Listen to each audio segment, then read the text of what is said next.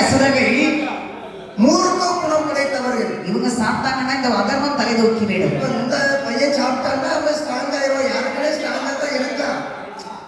ஆனா இந்த அரக்கர்கள் சாப்பிட்டால் மிகவும் பலமுள்ளவர்களாக ஆகிடுவார். அப்படியானால் இந்த அசுரனில் இருந்து அமிர்தம் அதை அபகரிக்க வேண்டும். ஆனா இதே ரூபத்தோடு சென்று அப்ப அசுரர்களை அமிர்தத்தை கொடுக்க நான் பங்கு வச்சு தாரேன்னு சொன்னா அவன் எப்படி அவன் கொடுப்பானா? முதல்ல அவன் நம்ம பிடிச்சி இழுத்து போட்டு மூஞ்சி செவுத்துல போட்டு உரசிடுவான். அப்படின்னு சொன்னா இந்த அசுரர்களை மயக்கும் தன்மையாக நாம் செல்ல வேண்டும். எப்படி மயக்குவது? பொதுவாக அசுரர்கள் மட்டுமல்ல, இந்த உலகத்தில் ஆடவர்கள் கண்டு மயக்க வேண்டுமானால் மூன்றே பொருள் தான். ஆடவர்கள் கண்டு மயக்கக்கூடிய பொருள் அது என்ன பொருள்? அது எல்லா ஆடவர்களுக்கும் மூன்று பொருள் தேவையில்லை. மூன்று பொருள் ஒரு பொருள் தேவைப்பட்டவன் அப்படியே சுத்தி விழுந்துருவாங்க. அது என்னப்பா? ஒன்று மது, ஒன்று சூது, ஒன்று மாது. ஒரு மது, சூது, மாது. இந்த மதுங்கிற என்னது தெரியுமா? என்ன? திடீர்னு நல்லா தான் நம்ம பேசிட்டு இருப்பான். எல்லாம் போயிட்டு வரேன் போயிட்டு வந்து பேச போயிருக்கு தெரியுமா? நம்ம வாரதான் தெரியும். அதாவது ரேஷன் கடை கூட வரிசையில் எடுக்க மாட்டாங்க. 12 மணிக்கு கடை திறக்கிறதுக்கு 10 மணிக்கே கியூல போய் நின்று எங்க அப்பா 8 மணிக்கே கியூல நிற்பாரு. அதனால உங்க அப்பாவை அடிச்சே கொண்டு விட்டா இவன் தண்ணி அடிச்சுட்டா. ஆமா வந்து போகும்போதே பார்த்தேன். அப்ப இது சாராயத்துக்கு பேரு மது. ஆமா. இந்த மாறுனா என்ன? சூது எடுத்தது. இந்த மதுக்கு பாரு மயங்கியவர்களை வாழ்க்கையில திருத்தவே முடியாது. ஆனா அதற்கு மயங்காத ஆனவர்கள் நம்மை போல் நிறைய பேர் இருக்கத்தான் செய்யறாங்க. நம்மை போல எங்களை கொண்டு. அப்ப நாங்க மட்டும் என்ன குடிச்சுதான் இருக்கிறோம். அம்மா நீங்க பிடிக்காமே இருக்கே. எங்க பெண்களை பொதுவாக குறைச்சது மட்டும் எனக்கு பிடிக்காது. ஆனா கள்ள குறிச்சுல 60 பேர் சாராயம் குடிச்சாங்க. அதுல 5 பேர் பொம்பளையாள்.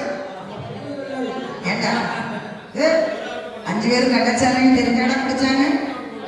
வயிற்றவரையில மாமந்திரம் நினைச்சு குடிச்சுட்டாங்க. அப்படித்தானே கலக்கம் பிடிச்சிடாம நல்லா குடிப்பியா மாமந்திரத்துக்கு பிராந்திக்கு வித்தியாசம் தெரியாமையா இருப்பியா? அப்படிதான் குடிச்சதுதான். அப்ப நம்ம மதுக்கு மயங்கியவர்களை வாழ்க்கையில திருத்த முடியாது. மயங்கால ஆனவர்கள் நிறைய பேர் இருக்கத்தான் செய்யறாங்க. அடுத்தது சூது. சூதுனா சீட்டாட்டம். இந்த சீட்டாட்டத்தை மயங்கிட்டாங்க வச்சுக்கீங்க. வீட்டை வித்துருவாங்க, மாட்டை வித்துருவாங்க, மனையை வித்துருவாங்க, கெட்ட பொண்டாட்டி வச்சு சீட்டாட்டம் ஆடி முடிச்சிருவாங்க. பாண்டவர்கள் 5 பேர்கள் சூதாடினால நாடு நகரம் இழந்து போனார்கள். அப்படி சூதாட்டத்திற்கு மயங்கியவர்களை திருத்த முடியாது. அதே மாதிரி மயங்கால ஆனவர்கள் நிறைய பேர் இருக்கத்தான் செய்யறாங்க. அடுத்தது மாது. இந்த மதுக்கு மயங்காத ஆடவர்கள் இருக்கிறாங்க, சூதுக்கு மயங்காத ஆடவர்கள் இருக்கிறாங்க. ஆனா இந்த மாது என சொல்லக்கூடிய மங்கைக்கு மயங்காத ஆடவர்கள் இந்த உலகத்துல இருக்கவே முடியாது. பெண்ணுக்கு மயங்காதவங்க யாராவது இருப்பானா? 14 வயசுல இருந்து 104 வயசு வரைக்கும் ஆடிக்கிறதால பிடிச்சி வச்சாது பேசிடுறாங்களா? பிள்ளைகளை கண்டா என்ன நினைக்குதுங்க. அதுவும் பாருங்க, இவனும் சொல்ல உடம்புல சேலை கேட்டாலும் போன் நம்பர் தாங்க அப்படின்னு கேட்போம். அப்படியானா நாம் ஒரு பெண்ணாகவே சமைந்து செல்லவில்லையானா இந்த அமிர்தம் அதை எப்படியாவது அபகரித்து விடலாம் என்று என் பெருமான் எப்படி ஒரு கோலம் கொள்கிறார் வாருங்கள். இப்படி கோலம் போடுகின்றார்.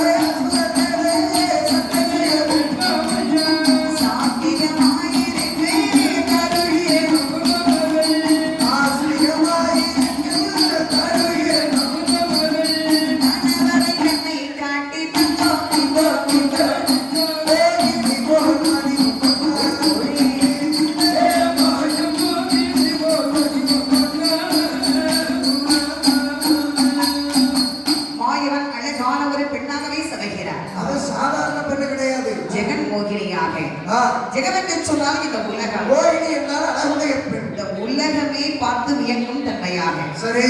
அதாவது ஒரு சில